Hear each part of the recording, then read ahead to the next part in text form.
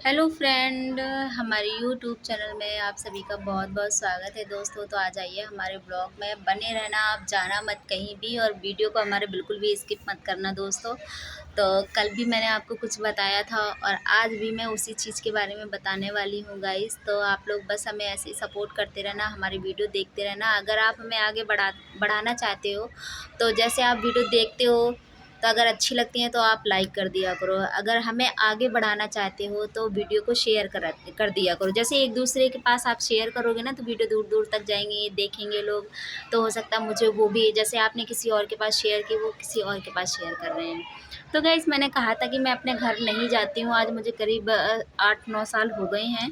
तो कल मैंने 7 साल का बताया था, शायद हमारे हिसाब से 8-9 साल ही हो गए हैं, 7 या 8 साल ऐसे, 10 साल ऐसे कुछ हो गए हैं, क्योंकि हमारे बच्चे बिल्कुल छोटे छोटे थे।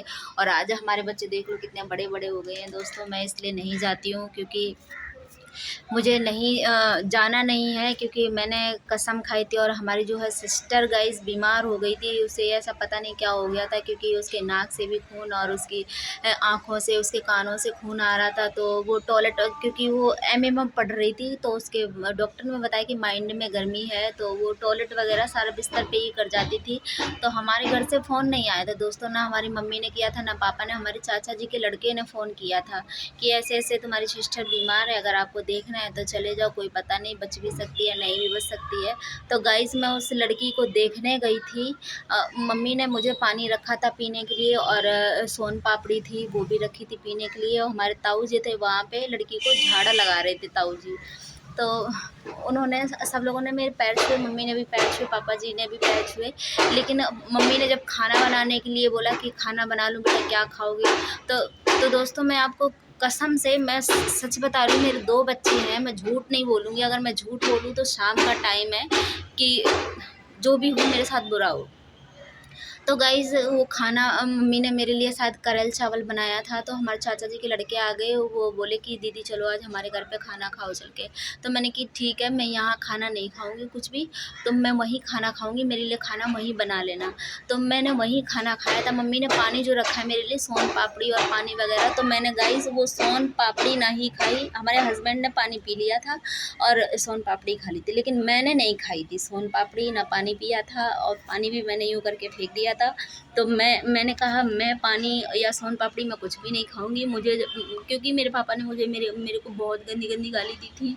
पापा ने बोला था, मादरचोद भोसड़ी की में दरवाजे आएगी तो तेरे को जूता चप्पल से मारूंगा और यहाँ से भगाऊंगा, तेरे को रोटी की नहीं पूछूंगा, और तेरी माँ छू दूंगा। मेरे पापा ने मेरे को ऐसे ऐसे गाली दी थी। तो मेरे हस्बैंड ने बोला कि तुमने जब गाली इसको दी होंगी तब दी होंगी, लेकिन अब इसको मैं ब्याह कर लाया हूँ तो इसको कोई भी गाली नहीं देगा, क्योंकि अब मेरे साथ रहती है, तुम लोगों का खाने नहीं जाती है, ये मेरा खाती है, तो इसको मैं खिला रहा हूँ, तुम्हारा गाली देने का कोई अधिकार नहीं है। तो इनकी पापा से थोड़ी बहसबाजी हो गई थी गाइस। तो इनकी पापा ने इनको भी थोड़ी बहुत गाली दे दी। तो पापा ने दारू पी ली गम की वजह से। तो पापा ने ऐसी, पापा की खूब इंजॉय, लेकिन मेरे मुंह से जब मेरे पापा ने मुझे मादरचोद भोसड़ी की साली पता नहीं क्या क्या बोला, तो गाली दी थी मुझे। तो मेरे मुंह में पता नहीं क्या हो गया गाइस, मेरे मुंह से बिल्कुल आवाज़ बंद हो गई। मैंने 4 दिन खाना नहीं खाया था, 4 दिन खाना नहीं खाया ना, मुझे 4 दिन नींद आई। मैं बिल्कुल भी नहीं सोई थी रात भर। मेरी तबीयत ख़राब हो गई थी, क्योंकि नींद नहीं आती थी, तो मुझे पागलपंती सा सवार हो गया था। तो मैं बिल्कुल भी नहीं सो रही थी। हस्बैंड बोले ये तो बीमार पड़ रही। बोली कोई बात, तेरा कोई संग ना दे माँ बाप। मेरे पापा ने कहे तेरे को ससुराल में कोई मारे पीटे कुछ भी करे, मैं तेरी पंचायत करने कभी नहीं जाऊँगा। मैंने कि जब मेरे को कोई ऐसे मारेगा, जब मैं गलत काम करूँगी जब भी तो मेरे को कोई मारेगा, ऐसे कोई कौन कैसे मार सकता है? मैं नहीं आऊँगा। मैंने कोई बात नहीं पापा, तुम मत आओ। और मैंने आज तक ऐसी कोई गलती नहीं की है कि मेरे ऊपर कोई हाथ उठाए। ये बात मैं आपको बता रही हूँ गाइस। मैंने पापा के यहाँ पानी तक नहीं पिया, मैं चलती चली आई वहाँ से। मुझे इतनी एक बूंद हराम है पापा जी की घर की इतनी रोटी। हस्बैंड ने खाना खाया तो मम्मी ने इतना खोया बनाया था, कम से कम 5-6 किलो दूध का इतना बड़ा भगोना भर दिया था। मैं दिव्यापुर आ गई तो मम्मी का फ़ोन आया, चाचा के लड़के से फ़ोन कराया उन्होंने। ये बोली कि बेटा ऐसे-ऐसे तुम्हारा खोया छूट गया। मैंने कोई बात नहीं, तुम खाओ बच्चों के लिए गुजिया वगैरह, पेड़ा, लड्डू कुछ भी बना देना। कोई बात नहीं, हमें तो मोल लेना है, हम परदेश में रहते तो हम मोल लेके खा लेंगे। तो मम्मी यही बोली कि कोई बात नहीं, तुम इतने दिन में आई थी तो मैं कर देती खोया। अब मेरे यहाँ शादी हुई थी तो मेरे ससुर भी ख़त्म हो गए थे, मेरे पापा नहीं आए थे। और आज हमारी सास कहती हैं कि अगर हम अपने छोटे लड़के की शादी करेंगे तो हम तुम्हारे मायके न्योता देने नहीं जाएंगे, निमंत्रण नहीं पहुंचाएंगे। हम तो यही सोचते हैं, हमने अपनी सास को कभी नहीं बताया। आज 8-10 साल हो गए हैं कि मैं अपने ससुराल मायके जाती हूँ कि नहीं जाती हूँ, किसी को कुछ नहीं पता है।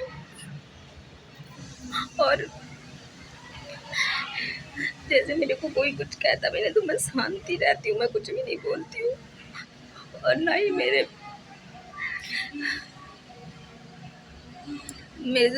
बस मैं यही सोचती हूँ, मेरा तो कोई नहीं, मेरे हस्बैंड है, मेरे भगवान है, माँ है, बाप है, भाई बहन सब कुछ।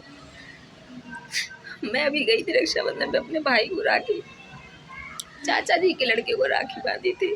10 किलोमीटर दूर पड़ता है। मेरे पापा मम्मी ने ये नहीं सोचा, मेरी लड़की पास में रहती है, चलो मैं इसको लेके आता हूँ, लेकिन मैं वहाँ नहीं जाती हूँ गाइस। आज 8-10 साल हो गए, धीरे धीरे याद बहुत आती है, पर मैं अपने अपने पति का फर्ज निभाऊंगी। मैं आज ससुराल में ही मरूंगी जीऊंगी, लेकिन मुझे अब वहाँ से कोई मतलब नहीं है बिल्कुल भी गाइस।